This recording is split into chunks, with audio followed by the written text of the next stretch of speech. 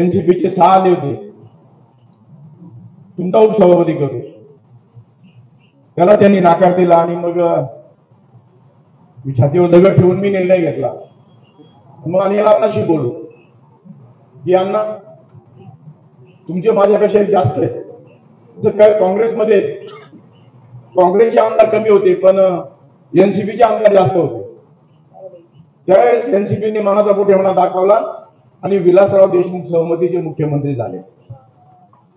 मी म्हटलं अण्णा तुम्ही या पद्धतीने केलं तर सभापती काँग्रेसला द्या, उपसभापती तुमचा देऊ, आपण एक नवी आघाडी या तालुक्यामध्ये करू. याप्रमाणे घडलं, आघाडी झाली. 7 अनिलांना मी एकत्र आलो. उपसभापती सेना, वैश्री सभापती झाली. ती पण कशी झाली कारण लोकांना काही अजून त्याचा संभ्रम आहे. सगळे काँग्रेसच्या मागे होते की मला करा मला करा. मी म्हटलं बा मी चिठ्ठी टाकतो.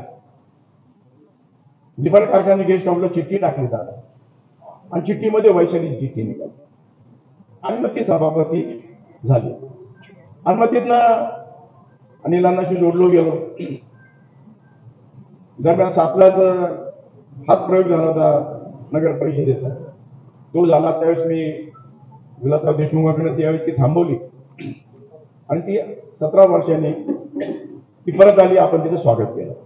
कारण शेवटी ग्रामपालिकेला मर्यादा असतात. फंडिंगचा प्रॉब्लेम येतो. उगाच आपण स्वतःचे उत्पन्नाचे मार्ग निर्माण केल्यामुळे आपण गावाची दिशा आणि दशा बदलू शकतो. याला कारण आपलं उत्पन्न वाढलं. जसं एखाद्या कुटुंबाचं जर शेतीचं उत्पन्न वाढलं तर त्याच्या तसंच आपण उत्पन्नाचे मार्ग वाढले आणि जेवढं करता येईल शक्य होतं तेवढं आपण करत गेलो. परंतु आता गावाचा जर आवाका पाहिला तर ती आपल्या आवाक्याच्या बाहेर गेलो तर ती नाकारून चालणार. आणि मग नगर निर्णयाचं आपण स्वागत केलं. आरक्षण एसटी पडलं त्याचं स्वागत केलं आणि हा म्हणता निवडणूक येऊन ठेपली. आणि कार्यकर्त्यामध्ये एक नवचैतन्य होतं. मी तर अनेकांना बोललो होतो मी ग्रामपंचायत निवडणूक शेवटची लढणार आहे असे मी जाहीर केलं होतं. परंतु माझे काही कार्यकर्ते मला स्वस्त बसून नाही, नाना ही पहिली निवडणूक आहे, एकदा तुम्ही हे मार्गदर्शन करून द्या मग आम्ही तुमच्या पंचवर्षीपासून आम्ही स्वतः तुमच्याकडून मार्गदर्शन करून आम्ही लढू. मला आज वय माझं 70 आहे. मला त्यांना होकार द्यावा लागला की गावाची घडी बसून द्यावी. जसं एखादा करता माणूस म्हणतो ना मी तुम्हाला इतके बाग लावून देतो, इतके हे करून देतो, मुलांना बाबा तुम्ही हे सांभाळा.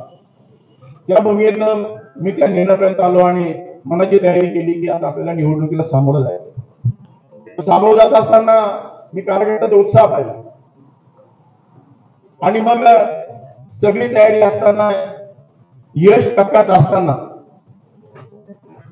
मला निवडणुकीचे गणित किंवा मी काही ज्योतिष नाहीये परंतु ज्यावेळेस मला निवडणुकीचे गणित मला थोडी समजतात त्याहून मी जशी मागची ग्रामपंचायत निवडणूक झाली मला अनेक जण म्हणायचे गावात काही भास्कर बनकर 3 नंबरला, दुसरा गट माझा भास्कर नंबर 3 बनकर 3 नंबरला.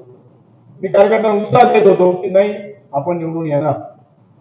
हा माझा आत्मविश्वास खरा ठरला. तो केवळ जनतेच्या प्रेमापोटी या ह्याच्यामध्ये मी निवडून आलो आणि 22 महिने मला या गावाची सेवा करण्याची संधी मिळाली. संधी मिळाल्यानंतर जेवढं शक्य होईल तेवढं करण्याचा प्रयत्न केला. पण त्यावेळी मला जाणीव झाली की फंड म्हणून काही येत नव्हते. 22 महिन्यामध्ये साध्या 1 रुपयाचा निधी आपल्याला शासनाकडनं मिळाला नाही याचा मी अनुभव घेतो. आणि मग मी थोडा विचार केला की शंकरराव चव्हाणांचं घर असेल, विखेंचं घर असेल, अशा अनेक मोठमोठे राजकीय घराणे की ज्यांना काँग्रेसने सवय दिलं ते सुद्धा या मुद्द्यावर आले की विकासाच्या मुद्द्यावर काहीतरी तडजोडी करावं लागतं. त्या कोणाशी कराव्या हा माझ्या पुढे संभ्रम होता. त्या संभ्रमामध्ये मी शेवटी कार्यकर्त्याची भावना होती की तुम्ही शिंदे सेनेत आपण जाऊ शकत नव्हतो. बीजेपीत बोलणी झाली पण तुम्ही म्हटलं होतं की काही लोकांना बाजूला ठेवलं तर मी तुमच्यातील आणण्यात मी तुमच्या पक्षात येणार नाही. मग 2 दिवसानं त्यांच्या काही प्रश्नाचं माझे उत्तर नाही आलं. मग हे वारं सुरू कालपासून मला सारखे फोन यायला लागले की नाना आता निर्णय घ्या. म्हटलं मी आता थोडासा दूर गेलोय. म्हटलं आता मागे नाहीये, माझ्या बोलणी चालू आहे. तुम्ही ती संधी जर मला सेकंड इयरला पाचारण केला तर कदाचित सर मी परेशभाई अक्षय मी तुमच्या पक्षात आलो असतो, सगळ्यांना विचारून आलो असतो. पण 2 दिवस यांनी काहीतरी सांगितलं, हे छत्तीसगड सांगितलं की नानाचा पक्ष आम्ही रोवला. तिकडे चला मी काही एवढा काही मोठा नाहीये, तर जरा तुम्ही यशस्वी झाले. परंतु मग त्यांच्या लक्षात आल्यानंतर काल दिवसभर 2-3 लोक सारखे संपर्कात होते. नाना आज मुंबईला जायचं उद्या म्हटलं ना, माझी मुंबई पिंपळगाव आणि ही जनता मतदार हा माझा राजा आहे आणि त्यांचा जो ट्रेंड मला दिसत होता. बरं ही काही निवडणूक मी आता त्या नगर परिषद होता नाही निर्णय घेत. पिंपळगाव शहरामध्ये ज्या ज्या संस्था ते जोडून जातात त्या आपल्याला सर्वांच्या सहकार्याने आणि सन्मान. तिथं मी ते बोललो की तुम्ही एक लक्षात घ्या, मला कॅबिनेट मंत्री शिवसेनेचे माझ्याशी चर्चा करता, मला आग्रह करता, बीजेपीचे कॅबिनेट मंत्री मला आग्रह करता, तेव्हा समजून घ्या मी कोणत्या योग्यतेचा आहे. माझा आणि माझ्या कार्यकर्त्याचा सन्मान होत असेल म्हणजे एखादा माझा कार्यकर्ता चांगल्या योग्य स्थानावर काम करत असेल तर त्याचा सन्मान झाला पाहिजे. शेवटी कुठेतरी जसं आपण प्रत्येक गोष्टीत एक तडजोड असतो. उद्या आपण एखादा विरोध ठरवायचा तरी आपली तडजोडीची मिटिंग असते, एखादा वाद झाला तरी तडजोडीची मिटिंग असते आणि त्याच्यामध्ये काही टर्म्स अँड कंडिशन असतात. त्या माझ्या मी मांडल्या, त्यांनी त्या मान्य केल्या आणि मान्य केल्यानंतर मी म्हटलं एकदा तुमच्याशी संवाद साधू आणि मग आज एक मिटिंग होणार आहे आणि हे सगळं करताना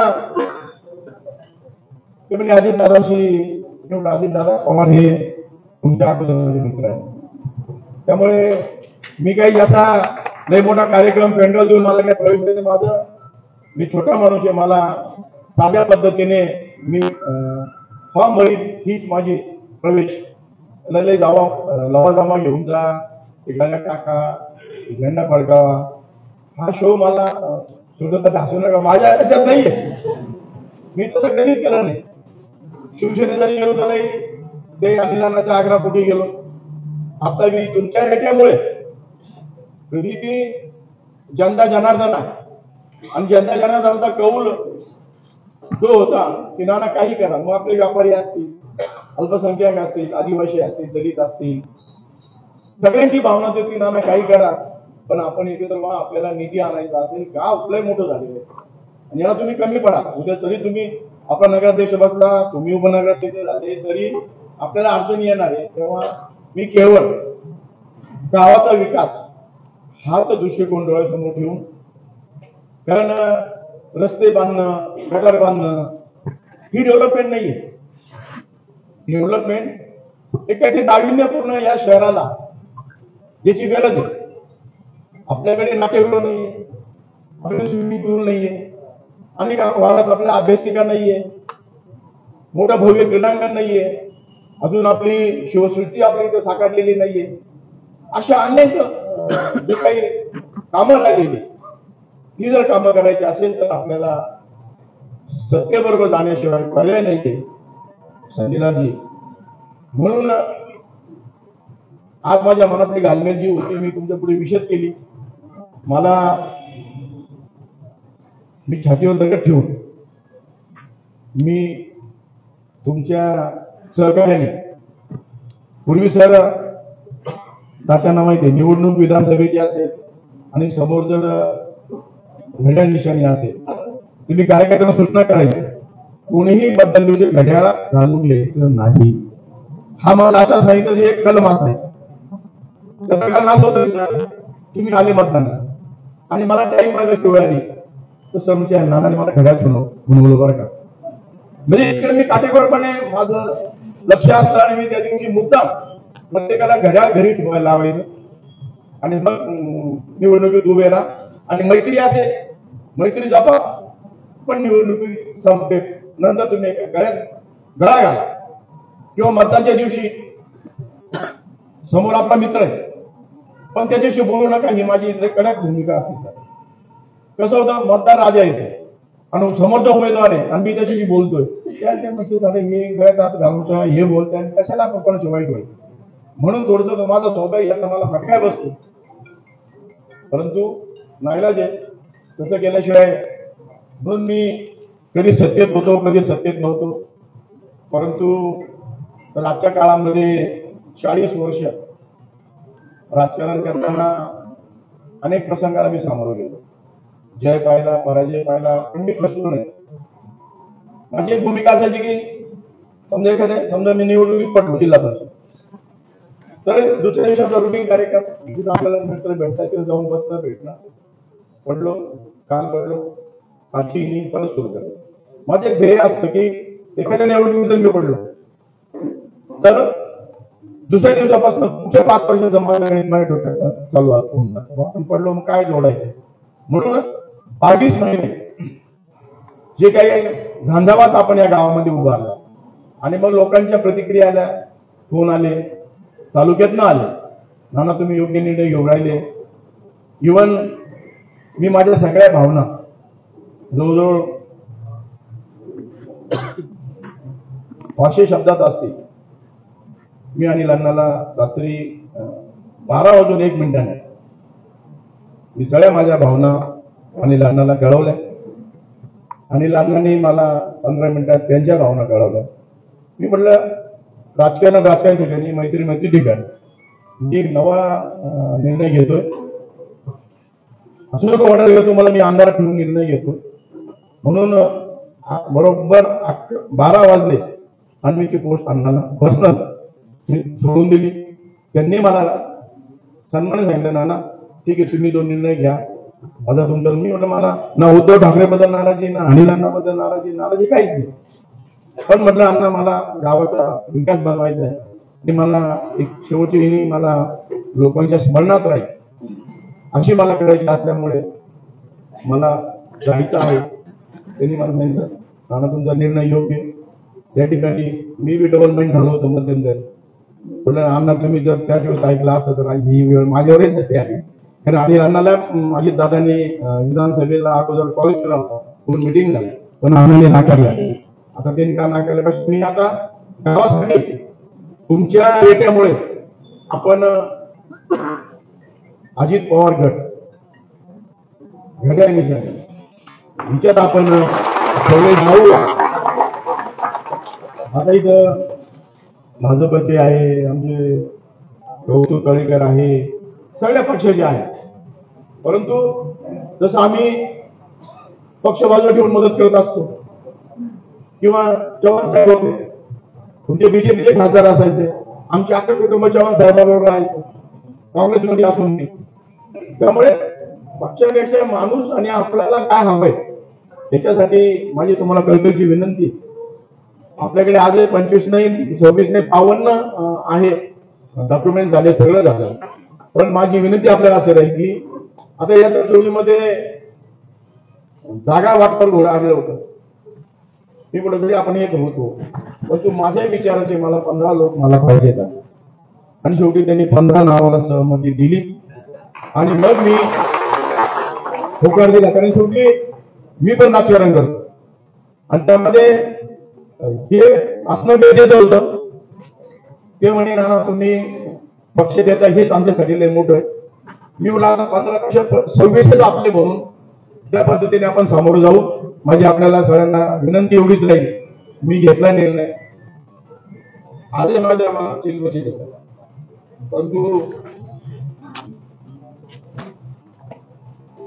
विकासासाठी आणि पिंपळगावच्या जनतेच्या मनात पिंपळगाव सुंदर पिंपळगाव, स्वच्छ पिंपळगाव हे पूर्ण करण्यासाठी हा निर्णय मी जाहीर करतो आणि आपण सर्वांनी त्याला साथ द्यावी एवढी माझी विनंती.